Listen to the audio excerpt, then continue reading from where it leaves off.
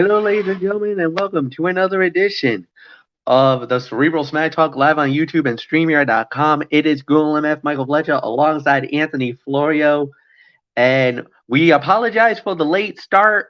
A certain someone was an ulcerous wreck after his Buffalo Bills kind of got pushed to the limit Yeah, here think. tonight.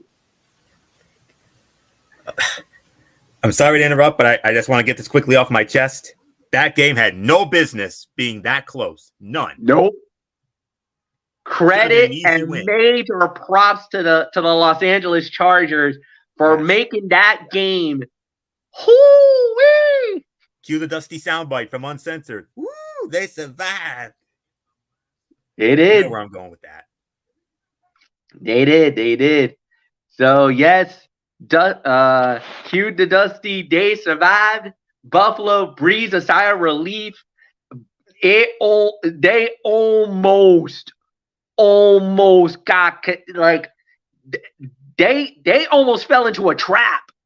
They almost got sprung. They got sprung a trap, and Buffalo barely made it out. I don't know how bad the wheels are on that wagon, because it looked like there was definitely that wagon almost broke here tonight. But they were able to get out of there. So they got out of there. Now they go home, get to play the New England Patriots.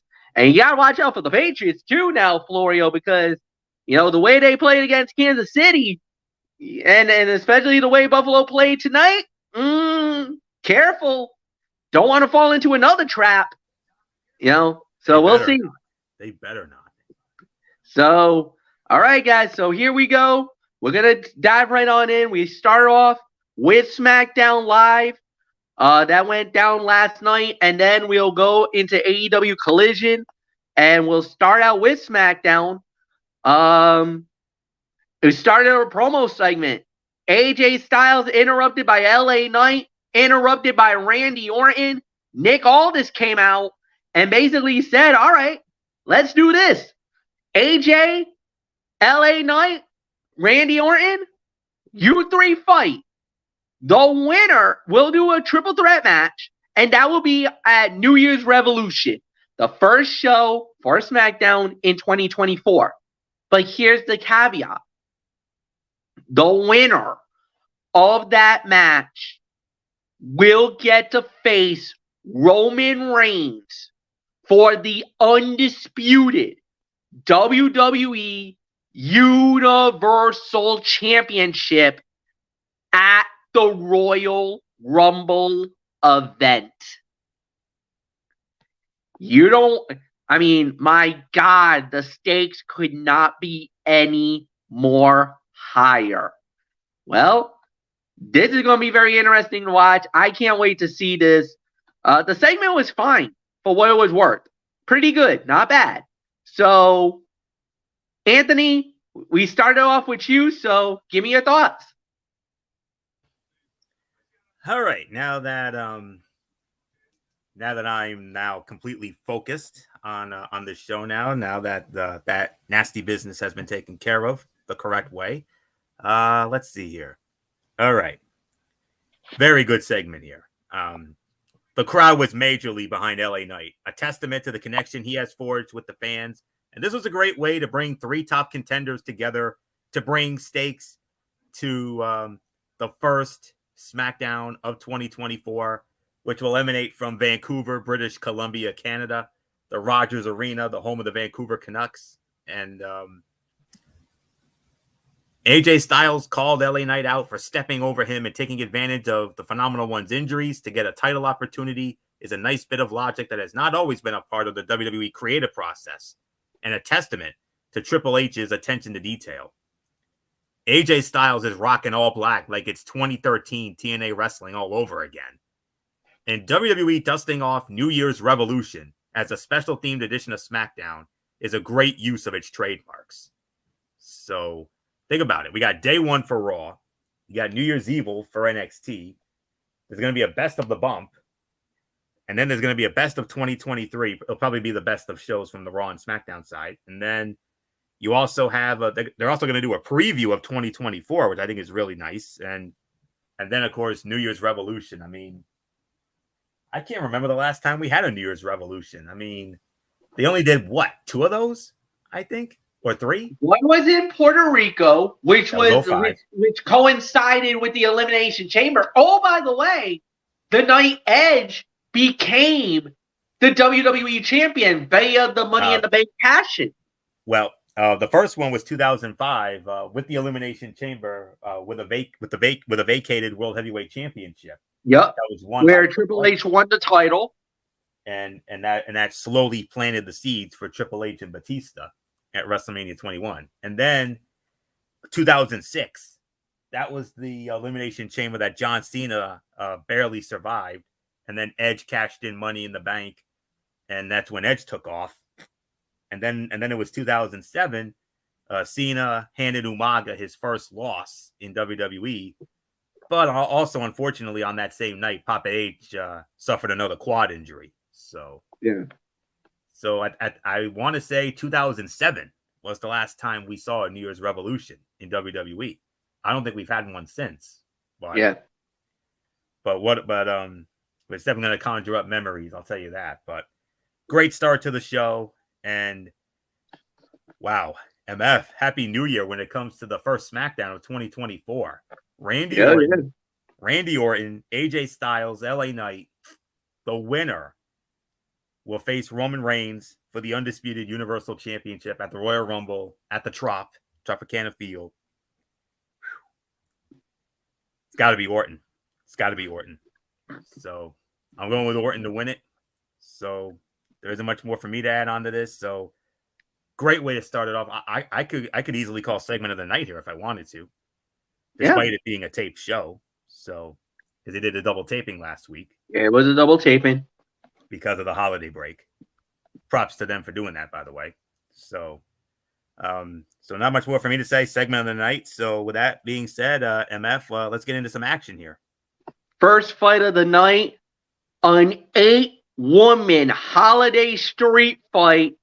It was Damage Control, Io Sky, Bayley, Kairi Sane, and Asuka to go up against the tag team of Bianca Belair, Zelina Vega, Michin, Mia Yim, and Shotzi Blackheart. When it was all said and done, it was the Face Squad winning the match in 12 minutes and 44 seconds. And Anthony Florio, it wasn't even that. We had a whole bunch of surprises in this matchup, including the reemergence of a certain tag team in the women's division. One that I know you really like, and one that I really like. So I think we both got very excited when we saw who they were. They being my girl Isla Dawn and her tag team partner, someone that you love and also someone that you have followed and know very well from her independent days, Alba Fire, alias Kaylee Ray. Well, if you're going to do it right, it's Kaylee freaking Ray, but I digress. You can continue. The scary Queen of Scots. Yeah. Yeah. So, yes, great. All right. 12:44. So, I believe that would constitute somewhere around 3.25 to 3.5 for this. It was the same wild, chaotic, holiday-themed street fight we have seen countless times over the years, with some nice story development, including Bayley again saving the match for her partners multiple times, and the reemergence of Isla Dawn and Alba Fire as threats. The finish saw Michin pin Io Sky. What could that possibly mean, MF? Michin would be the next. Oh, yeah, championship committee moment. Thank you. Yes. Michin would probably be next contender. Finished on Michin pin Io Sky, suggesting the first lady of the OC may be next in line for a championship opportunity. And oh, by the way, she will indeed get that opportunity. That New Year's Revolution show, Michin will challenge Io Sky for the WWE Women's Championship. Add that to the big triple threat main event. you got yourself you got a winner on your hands, MF. I'm telling you. Get ready, Vancouver. We know it's not if that is the case. It is the case. And Alba Fire and Isla Dawn combat the Kabuki Warriors. Fans may very well be in for a big treat to start 2024, thanks to fresh and intriguing new matchups. And you know, I always ache for that. You know that. Holiday Havoc looked eerily similar to the Miracle on 34th Street fight. Poor Zelina Vega, sick for both of her matches during the tapings for last night's show, caught the pumpkin pie and Asuka's blue mist to the face. Ugh. Not a good night for your girl, MF. I'm sorry. And the return of Isla Dawn and Alba Fire is more than welcome and instantly bolsters the women's division in need of freshening up to avoid repetitive matchups. 3 1/4, 3.5 stars is my rating for this. So, MF, I mean, we talked about it. I mean, unfortunately, a couple of weeks ago, we had to witness Charlotte Flair get hurt. And who knows when we're going to see her again. But your women's division needed a shot in the arm. They didn't get one. They got 2. Fire and Dawn coming back. That's huge. Perfect time. And at a time that they desperately needed the women to come back. And let me tell you, quite a few people were very happy to see Isla Dawn and Alba Fire show up. And there's a few people on the internet that was very, very, very excited. So yes, this was the perfect time for them to come back. Perfect time for them to return. And I cannot wait to see what they're going to do down the line. But the match was a 3.5-star fight. It was definitely well done. Solid work, solid wrestling. And I really got nothing bad to say. I think they did an incredible job here. So, yeah. With that said, we do move on. Next up, it's Dragon Lee versus Butch. Dragon Lee winning the match in 9 minutes and 48 seconds. This was a strong fight. Really good match. Solid 3 for me. Look, Dragon Lee is going to be a bona fide star. There's no doubt about it. He's already a star, but WWE is going to elevate him to new heights, and he's already looking very good, very solid. Butch, a.k.a. Pete Dunne, we already know the body of work that he does. He's a bruiser. He's a fighter. He's one of that. He is that European style type wrestlers that they will just maul you. They will brawl you. They will fight you. There's no scientific wrestling with Butch. Butch just beats you down and mauls you. That's exactly the style of fight that I like. It's that strong style fighting that's really taken off in Europe, but it was really originated in Japan, a la Nakamura. There's a few guys that you can say is like strong style wrestling. So that's exactly what you got. And with these two clashes, Lucha Libre with the strong style, with that European versus Mexico type of wrestling, dude, we had ourselves a cornucopia of greatness in the ring. And I know for real wrestling fans, they definitely would have appreciated a match like this. So solid 3 for me. Anthony Florio, Dragon Lee winning this match in 9:48. 3 1/4, 3.5. I know I might be overrating it, but I don't care. Dragon Lee continued his strong end to 2023, successfully defending the NXT North American Championship against Butch in yet another strong showcase match for the young star. He sold, mounted the comeback, and showed toughness by popping his fingers back in place, damn joint manipulation, before managing to best the bruiserweight for the win. Frustration continues to mount and should result in more character development for the Brit, while Lee continues to get over merely by being good at what he does. It's simple booking that should benefit both competitors in the long run. Butch is gradually taking on the mannerisms, facial expressions, and body language of Pete Dunne, perhaps signaling a return to form for the former NXT UK champion. And Dragon Lee is connecting with audiences simply by being a damn good, hard-working pro wrestler. It's a simple formula, and it's working wonders for him. 3.25, 3.5. You could certainly make an argument for Fight of the Night honors here if you wanted to. So that's all I can say on that. So 3.25, 3.5 for me. So MF set me up for the next match, which I believe we now move into the semifinals of that number one contenders tournament for the United States Heavyweight Championship. Semifinal number 1, Carmelo Hayes going one-on-one with Kevin Owens. Kevin Owens advances to the final.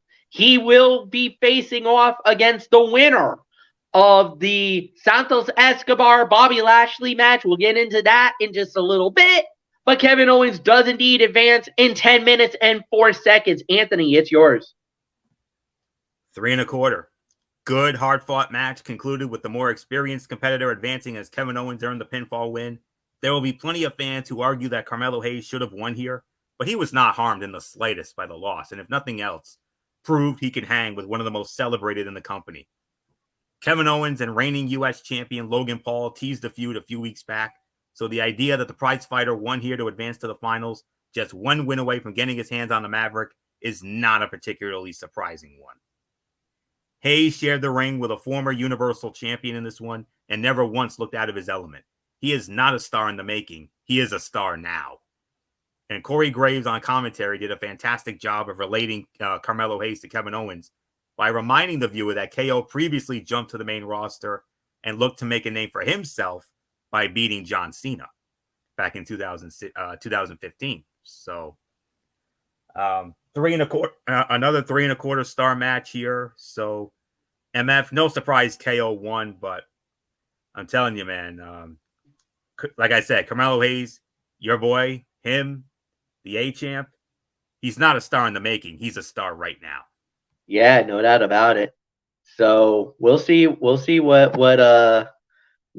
plays out. But yeah, this was pretty interesting to see, and we'll see how it plays out down the line. But also, it's going to be very interesting to see what comes out of that. So then normally we don't talk about vignettes. We don't. But this one we need to address. So it's Karrion Kross with Scarlett, and Kross starts talking some stuff. Past rivalries, what's been going on with him, interactions, this and that. Then he talks about the future and looking for some new stuff. Then I noticed something that caught my eye that almost made me fall out of my chair.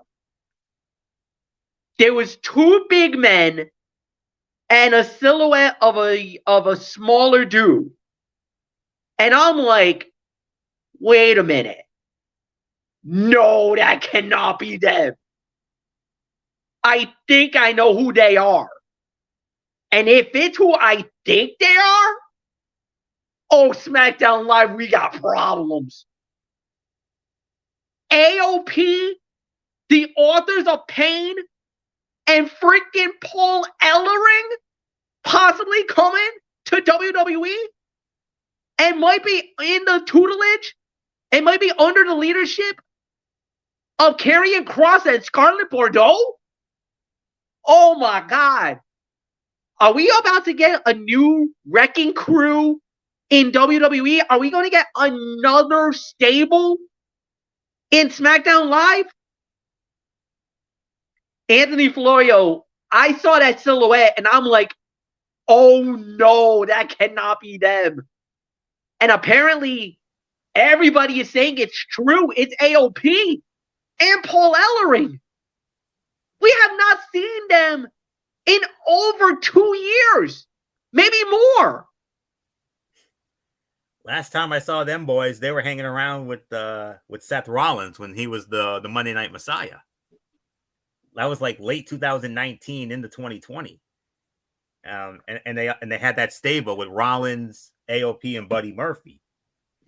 I remember that just before the pandemic. And whoa, oh boy. You know what that means, MF? Papa H strikes again.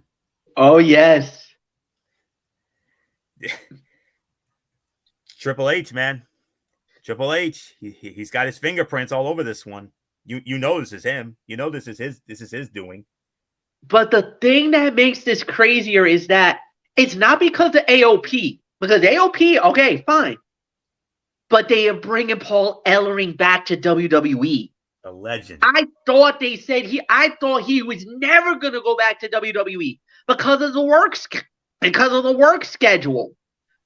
And now he might be coming to SmackDown with, oh my God, the legend, the legendary Paul Ellering, Hall of Famer Paul Ellering. Because remember, that's right. They inducted the Road Warriors, and he's a part of that.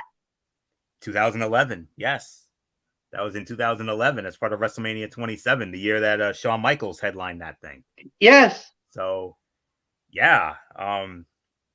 One of the most dominant tag teams in the history of NXT, former NXT tag team champions. Of course, wildly successful in WWE as well. They were former Raw tag team champions at one point. Had a huge win on a grand stage of a pay-per-view, that being one of the biggest events of the year, the Survivor Series, when they went over Sheamus and Cesaro. Yeah. 2018. Man. AOP and Karrion Kross. MF. Good luck to Nick Aldis trying to control those three. How are you going to control them, National Treasure? How are you going to control them? And the other kicker is you got Paul Ellering possibly pulling the strings. And then you got the Scarlet Witch herself, Scarlet Bordeaux. The Smoke Show. The Smoke Show. Woo-wee. Boy, we got problems on SmackDown if this actually come to fruition. Who do they go after first? You tell me. I don't know. I really don't know, man. But because you got the Bloodline, you got LWO. This is true. You got Bobby Lashley with the Street Profit.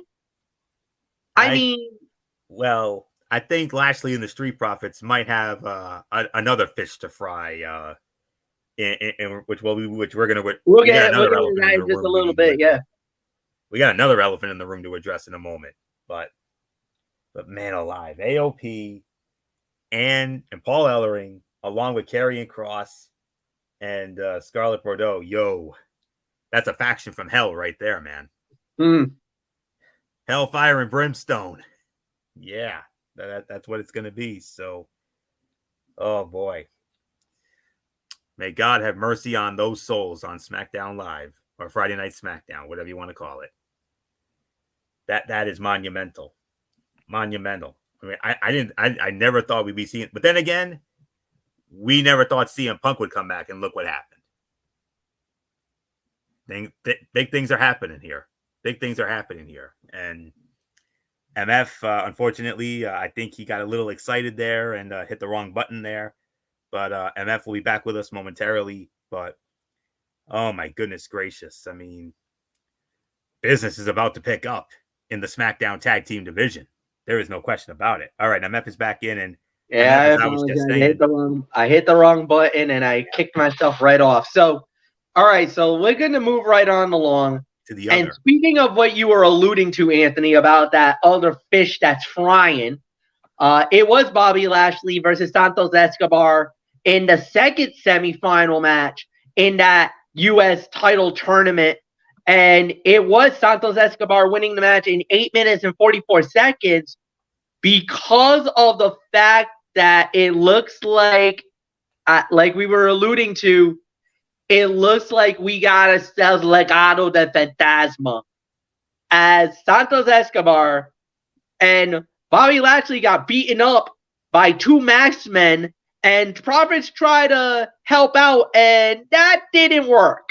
That backfired pretty badly in their faces as well. And when they unmasked the masked men, it was Angel Garza's and Humberto Carrillo. Anthony, it looks like they have reestablished Legado del Fantasma, and my goodness, if Santos Escobar was not that more powerful then, he's definitely a lot more powerful now, man. We got a possible rechristening of one of your favorite stables in NXT in Legado del Fantasma. And one of the catchiest theme songs of all time, Legado. Yep. I always got a kick out of it, especially when the fans sang along with it. But all right. Santos Escobar advanced to the finals of the U.S. title tournament last night, defeating Bobby Lashley in an upset, thanks to the interference of the returning Angel Garza and Humberto Carrillo. The former Los Lotharios hopped the guardrail and attacked the Street Profits, providing a distraction that Santos Escobar capitalized on with a schoolboy roll-up, pulling the tights, and getting the win. The match was primarily Escobar selling early before seizing an opening and working over his opponent until the teased Lashley comeback that ended in controversy. It was fine for what it was and built more heat for Escobar, which was the goal from the beginning. A successful segment of the show, even if the match itself was not quite as good as the talent involved would suggest, thanks in large part to the rather busy finish. What was that time again, MF? 8 minutes and 44 seconds. 8:44. All right. 2.5, 2 and 3. It's a 3-star, but I'm bumping it down to 2.5 to 2 3/4 because of the finish there. Lashley ragdolled Escobar heading into the break, but the artist formerly known as El Hijo del Fantasma delivered a dropkick to the face, driving him into the steel steps. The schoolboy roll-up is the worst. Move, finish, everything. It is used entirely too much in WWE. It's like going back to the 80s. I mean, it's like going back to like the late 80s, early 90s. I mean, because that was a big thing back then too. So 2.5, 2 3/4. But business again picks up because now look who you've got to deal with now, MF. A new Legado del Fantasma, and who knows? Putting Carrillo and Garza with Escobar, I think that's going to do wonders for those guys. It will. It will. I think this is finally the moment. I mean, Garza was all right. I mean, he had a decent career, former cruiserweight champion in his own right. Carrillo never had that big moment. I was particularly waiting for him to have a big moment. I think he's going to get one now. I can feel it. I think this might be what finally gets those two exponentially over. So we'll see. 2.5, 2 3/4, main event time. Let's go. Main event time indeed. AJ Styles going one-on-one with Solo Sikoa. The fight gets thrown out in 12 minutes and 48 seconds. However, it looks like it is AJ Styles winning the match by disqualification because Roman Reigns jumped AJ at the end. Look, it was exactly what it needed it to be. So, solid main event, good matchup, to say the very least. And, we'll wait and see how it plays out down the line. But, man, this was crazy. Obviously 3.25 stars is the rating. I could go 3.5, but because of the bad finish, I'm only giving it 3.25. But the way that this played out, this was beautiful. A lot of bloodline drama. Then on top of that, we saw a brawl break out between AJ Styles, LA Knight, and Randy Orton that actually leads us to New Year's Revolution and their triple threat that leads to whoever wins face off with Roman at Rumble. So this, if you want a really good, effective, amazing storyline to close a show, this was it. Now, obviously, because of the tape show, I think that you can sense the crowd probably got a little tired. It was a little fatigued. I mean, hell, man, that was 4 hours of wrestling they were sitting through. That is not an easy task. Trust me, it's not easy. Normally, we get winded after 3 hours of show, so I could only imagine what these poor fans were through after 4 hours. I know the last time when we were at the Civic Center, we were there for 2.5 hours, and we were like, holy freaking crap. So, nothing more to say. Anthony Florio, it's yours. What was the time? 10 minutes? 11? No, 12:44. Oh, just like that 8 Actually, no, correct. In 12:48. 12:48. Yeah. Yeah. 3.25, down from 3.5. The AJ Styles we saw a week ago, who clocked LA Knight and appeared to tease a new side of himself based on his demeanor and wardrobe, was nowhere to be found in last night's main event. Instead, the marquee bout on last night's show was a mostly one-sided squash that saw Solo overwhelm and overpower AJ for the majority of the bout. AJ fought his way back into the match, but within the same manner we have seen him battle back in matches for years now. Roman Reigns attacked, cutting off his comeback and leading to the arrival of Randy Orton. When Jimmy Uso joined the fray and the Bloodline got the best of the babyfaces, LA Knight made the save and cleared the ring. A brawl between the three top contenders wrapped up the show. Kudos to Styles for competing in the black denim jeans. I'll tell you what. I mean, kudos to him because it definitely brings back memories from when he was that lone wolf in TNA.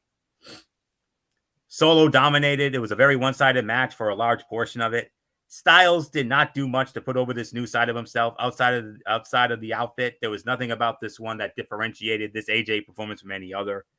3.25, down from 3.5. Overall review, I'll tell you what. The test of any holiday-themed show is whether anything of note actually happened to make it worth watching. In this case, the answer was yes.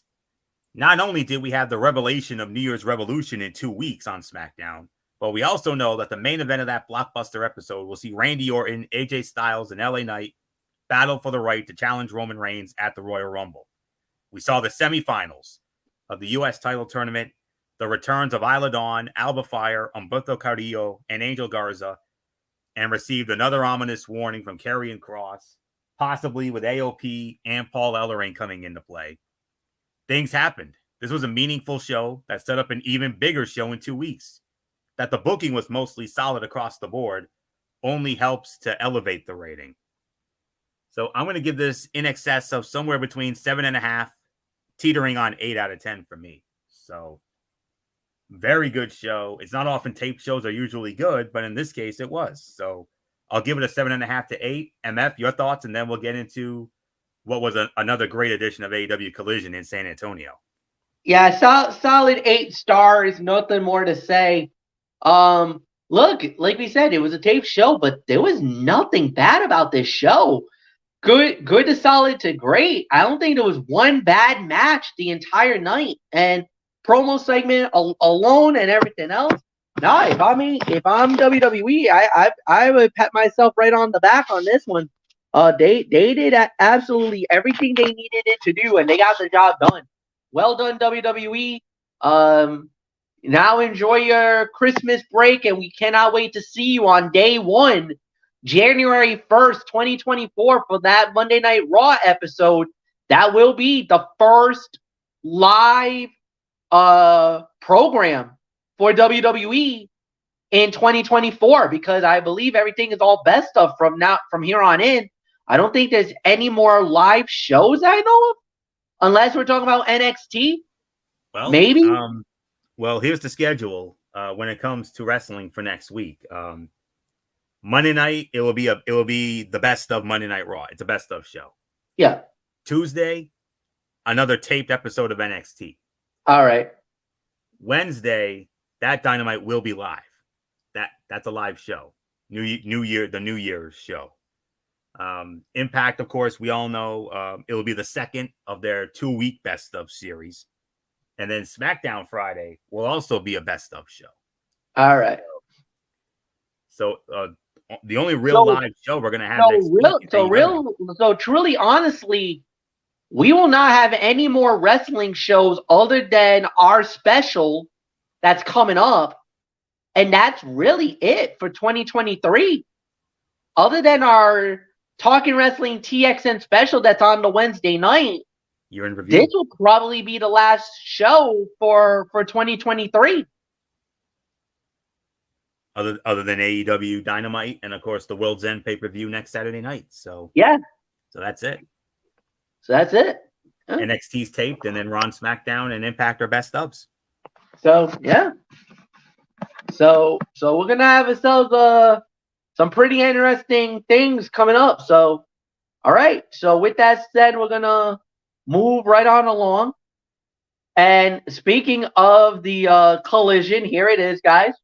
So we started it off with Bryan Danielson and Claudio Castagnoli in the Continental Classic in the blue league. The fight ends in a draw. Time limit draw. It went the 20-minute time limit and it ends in a draw. Bryan Danielson automatically advances to the finals. Wow, what a match this was. 20 minutes long. God, I wish this would have gone longer, but that's part of the rules. It's a 20-minute time limit. It went all the way to the end. We knew it was going to be a great match. We knew it was going to be amazing. Just the mere fact that we didn't get an actual resolution on that one. But then again, when it's Claudio Castagnoli and Bryan Danielson, they know each other really well. They knew each other offensively, defensively. I mean, this is Blackpool Combat Club. And they absolutely did not hesitate. They were not afraid to pull the trigger on one another. And they gave us an absolute masterclass. 4 to 4.25 stars. Yes, I might be underrating it, but the reason why I hate the fact that this ended in a time limit draw. This, if you're gonna give us a match like this, just give us a winner. Just give us did it really need for it to go to a draw? Honestly, truthfully, I get it. But Danielson advances to the finals. He will be fighting and awaiting. We'll see who he gets in the other semifinal because that gets decided here tonight. But Anthony Florio, wow, what a match. That's all I can say. Didn't I tell you they were going to steal the damn show? Didn't I tell you? 4.5 to 4.75 of a star. The way they worked this match made it clear that the victory was important to both men, but they never felt like adversaries. Even when Claudio took the low road, it felt like it was out of desperation, not animosity. Wow. I mean, they started running. Let me just say it like this. It probably goes without saying that this was a very good match. These are two of the most lauded in-ring performers of their generation. They brought out the best in each other, and they had the crowd in San Antonio eating out of the palms of their hands. And they started running out of time. Both men tried to hit some of their biggest moves to take each other out. Claudio had Bryan locked in a sharpshooter when Dasha announced 1 minute left.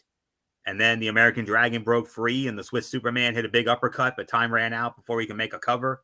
This decision allows Danielson to advance to the finals of the Continental Classic Blue League for Dynamite Wednesday night. They shook hands and hugged to a round of applause when it was over.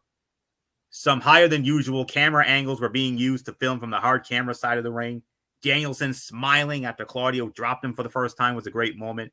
The way they were trying to one-up each other during the sequence when they had their fingers locked together was great. And the way Castagnoli caught Danielson in a dropkick and turned it into a big swing was awesome. It would have been 5 if we had had a proper winner, but 4.5, 4.75, and to me, the best match of this tournament so far. No doubt about it. And I'm not at all surprised by it. And I'll be honest, there was a part of me that was hoping this would have been the main event of tonight's show. But after what they had in the main event tonight, I forgive it. And I completely understand why now. It took me a while to get it, but I'm like, okay, I get it now. And I'm not even mad at it. I was, but not anymore. So 4.5, 4.75. MF, how in the world are we going to follow that? Yeah, I know. Good luck the rest of the way on that one. So we had was Billy Gunn and the Acclaim. They went up against Dante Martin, Darius Martin, and Action Andretti. The AEW Trios titles were on the line. And the Acclaim and Daddy Ass wins it in 9 minutes and 20 seconds. So, Anthony, it is yours. Yes, sir. Scissor me indeed, baby.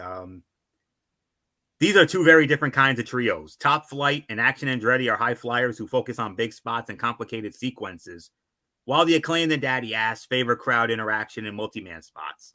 It's not hard to mesh these styles to create a fun spectacle, and that is exactly what these teams did. Competitive, high energy, and fast-paced bout, which is exactly what it needed to be.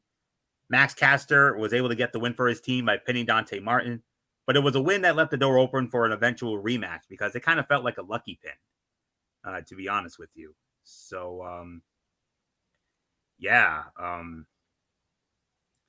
fun little match.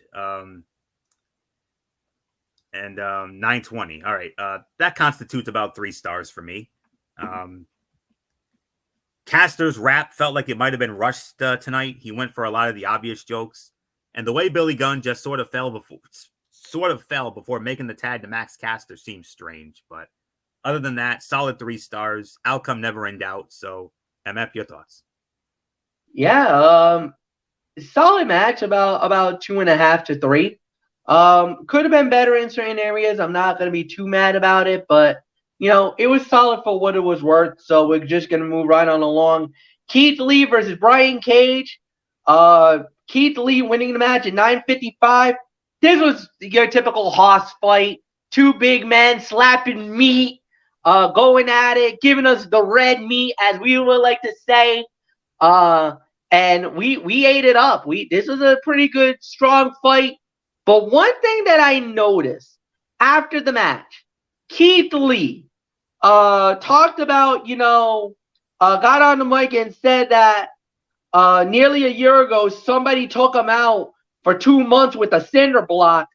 He's been trying to send a message to him, but he's not listening. He said that he'll go to Dynamite to make sure his message is clear. He said that he had a house to tear down and would do it brick by brick. Uh-oh. Who the hell is he talking about? This would not be the right time for this to happen if you're Swerve Strickland.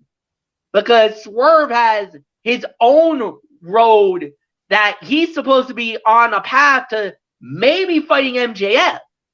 He's got a triple threat coming up against Moxley and Jay White on Dynamite this Wednesday night. This is the worst time for Keith Lee to possibly be meddling in that business. And if I'm Prince Nana right now and the Mogul Embassy, I be telling Swerve, yo, we got a problem. We got to take this Keith Lee problem out now before he costs us a world title here. So, and the thing is, I think going into it, I think Swerve Strickland's the odds-on favorite to win that match. But if Keith Lee sticks his nose where it doesn't belong and torpedoes Swerve, I don't know, man. I think a lot of people are going to be pissed. So I don't know. I would hold off on this storyline till after the fact.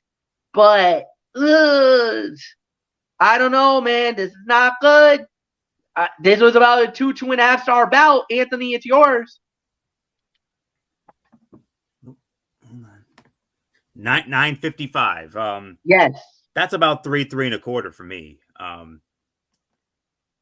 2 big powerhouses helped Collision live up to its name when Brian Cage and Keith Lee battled. Not only are these 2 men who pride themselves on their strength, but they also like to show off their otherworldly agility. We saw moves that usually accompany cruiserweights like Hurricanranas and Tornado DDTs, but anyone who's been following the careers of both men is not surprised by this. They're 2 of the most versatile powerhouses you will ever see. Prince Nana put a cinder block in the ring, but it didn't matter because Keith Lee hit his finisher, the Big Bang Catastrophe, for the win to end a highly entertaining encounter. It's hard to decide what is more impressive: the fact that a guy like Brian Cage can hit a Hurricane Rana, or the fact that Keith Lee can counter it by catching and holding him up. Also, Keith Lee being able to hit his own Hurricane Rana is just wild, and Brian Cage superplexing Keith Lee was an awesome spot. 3 to 3.25 stars for me. So definitely be a man fight, no question about it. You knew it would be.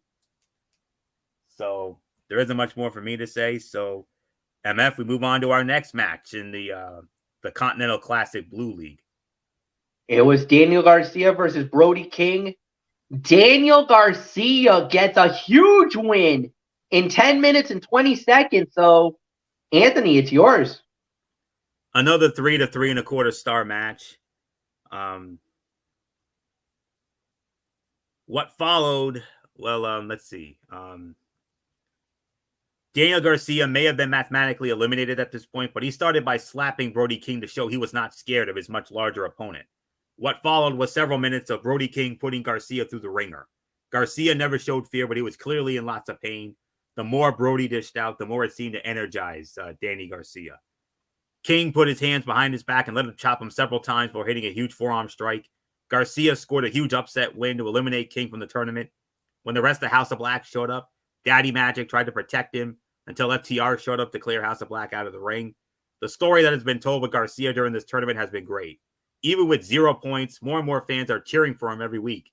He's going to be an important figure in AEW in 2024 if he keeps it up like this. The way Garcia hulked up during the chop sequence was great, and the crowd was giving Garcia great reactions for all of his big babyface moments. If Tony Khan doesn't make Garcia a definitive face in 2024, he's leaving money on the table. This was another 3 to 3.25 star match. Big win for Garcia, and MF definitely makes things very interesting when it comes to the main event of the night, the final match of the Blue League. It is Eddie Kingston going one-on-one with Andrade El Idolo, and the winner of the bout. Actually, there's another match before that. Oh, yep. I'm sorry. It is a women's tag team match, as it was Thunder Rosa and Abaddon going up against TBS champion Julia Hart and Sky Blue, and it was Thunder Rosa and Abaddon. They won the match in 9 minutes. By default, this was worst fight of the night, but there was nothing bad about the match. Just like with WWE, there was no bad matches on SmackDown. There was no bad matches here on AEW. No. So it was just a solid match. It was good. It was about maybe 2.5 to 3. But the thing is that because of the quality of work of everybody else, by default, this was the worst match of the night. But Anthony, I think we can agree here. It wasn't bad production wise. It wasn't bad in ring wise. As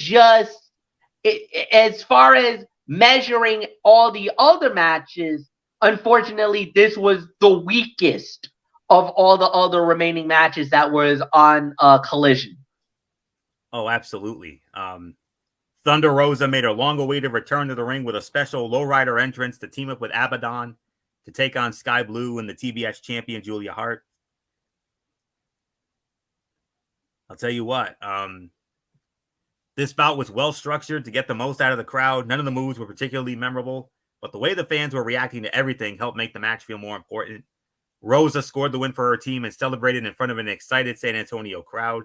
It was almost like the Spurs won a game, honestly. Abaddon coming out with a Santa hat and her mouth was funny. Yeah, okay. The running knee Abaddon hit on Julia Hart was shot from a great angle. And that's really all I can say here. 3 stars, and by default, it is the worst fight of the night. But MF, something did come out of this. Next Saturday night, as part of the World's End pay-per-view, Julia Hart will be defending the TBS championship against Abaddon. So I'll tell you right now, I got to go with Julia Hart right now. So, especially considering Julia only won the title, Full Gear? She won the title? So, yep.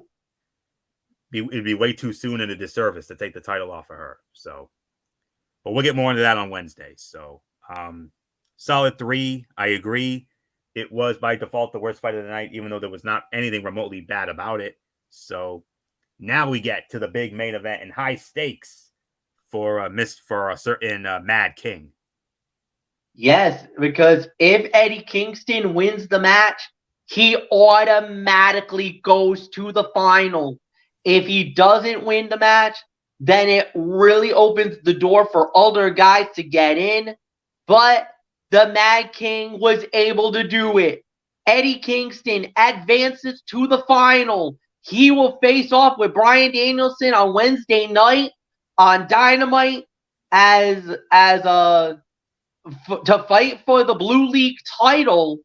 So he defeats Andrade El Idolo 15 minutes and 30 seconds, 15 and a half minutes. Anthony, the Mad King, the Ring of Honor World Champion, the open weight. The IWGP open weight champion, strong open weight champion as well. He did it. He came back from 0-2 down, and now he's going to the final to face off with Bryan Danielson. Second best fight of the night, 4 stars, teetering on 4.25. The main event of the night was another C2 tournament match between Andrade El Idolo and Eddie Kingston. They shook hands, but then El Idolo shoved Eddie to the surface to show there's no love lost. On the surface, these two men appear to be opposites. Kingston is the gruff brawler and El Idolo is the polished technician. But they have a lot more in common than it may seem. How they move from spot to spot may be different, but both men can finish you with a submission or a stiff strike out of nowhere. They didn't try to match the intensity of Danielson Castagnoli or the brutality of Garcia versus King. Instead, they made this match more about the story of the Mad King doing his best to stay alive in the tournament that had both of his titles on the line. After a long struggle to break free from a figure 4, Kingston picked up the win to advance to the finals of the Blue League. The American Dragon came to the ring to end the show with a standoff. Few people in wrestling can make you care about a match more than Eddie Kingston. Kevin Kelly did a great job on commentary explaining why this tournament is so important to Eddie Kingston, and Andrade El Idolo has one of the best moonsaults in the game. Oh my goodness, these two finals, man. Oh my goodness. I mean, we got not one but 2 show stealers coming up on Wednesday night. Jon Moxley, Swerve Strickland, Jay White in a 3-way for the Gold League. And now and on top of that, we're getting Bryan Danielson and Eddie Kingston for the Blue League. Wow. Whew. 2 pay-per-view quality matches, and we're getting them on free television on Wednesday night. How about that? A little belated Christmas gift for us. So, wow. So, not much more to say on that Wednesday night. You don't want to miss that, I'll tell you. So, I know we're gonna have a lot of. I know we're not going to be able to get into it because it's our year-end show, but man, boy, howdy, it's going to be something else. So 4.25 for me. Second best fight of the night. MF. Wow. Wednesday night cannot get here fast enough with those 2 huge Continental finals. Wow. Yeah, no doubt. We'll wait and see how it plays out. This is going to be wild. So nothing more to say. Anthony, 4.25, like you said, great main event. And give me your final thoughts. What's the overall rating? Slightly better than Smackdown, I'll be honest with you, because we didn't have anything remotely bad on this show. I mean, this was about I'm gonna say somewhere in excess of 8.5. Tonight's episode of Collision didn't feel like much of a holiday episode outside of some festive hats, but it delivered some outstanding action. Bryan Danielson and Claudio Castagnoli stole the show before it even had a chance to get off the ground. But the other Continental Classic matches help highlight why this tournament has been so great for AEW. The return of Thunder Rosa was a welcome sight. Daniel Garcia scoring an upset win despite not benefiting from it was a great moment. And the promo segment from Christian Cage cemented him as the best heel in AEW right now. There were no weak segments or matches on this show, which is a rarity in professional wrestling. No, I'm actually going to bump this up a little higher. 8.5 to 9 out of 10 is the correct rating for this show here tonight. So, well done, AEW. Great Collision. No Collision next week because we got the pay-per-view. So, wow. Great Collision tonight. And San Antonio, take a bow. Great show. 8.5 to 9. Nothing left for me to say except take us home, MF. Yeah, and that is indeed what we're going to do. It was another 8.5 to 9. It was a solid show. There's really nothing more to add. So we're done. We're out of here. So like we've been saying this whole time, guys, there's going to be a lot of changes coming up to this next week. So obviously, because of Christmas, there will be no show on Monday. So in advance, we want to wish all you guys a very Merry Christmas. We hope you guys have a wonderful day and make sure that you guys are safe, healthy, and enjoy it. We will come back to you guys on Wednesday night for Talking Wrestling TXN year in review and our award special. Plus, we also will be giving out our World's End preview, and we're also going to be previewing Thursday Night Football as well. On Thursday night, we will be doing our TXN Sports World year in review, and we're also going to be giving you the preview for the upcoming New Year's 6. On Friday, will be NFL Friday, per the usual, and then we're done. After that, we will not have another show until possibly the following Wednesday, and that will be our first episode. We'll do it on Tuesday. That'll be the first episode. That'll be a special Ridiculously Raw because we'll recap the day one. We're gonna give ourselves New Year's Day off. What? Yeah, it's gonna be that first Monday Night Raw as well as the AEW World's End pay-per-view.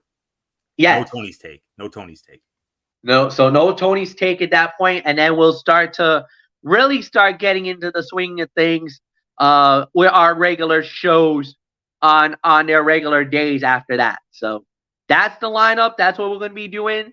So guys, we hope you guys enjoy it. So for Anthony Florio, I am Michael Fletcher saying so long, everybody, and we'll see you guys next Wednesday for the Talking Wrestling TXN year end review.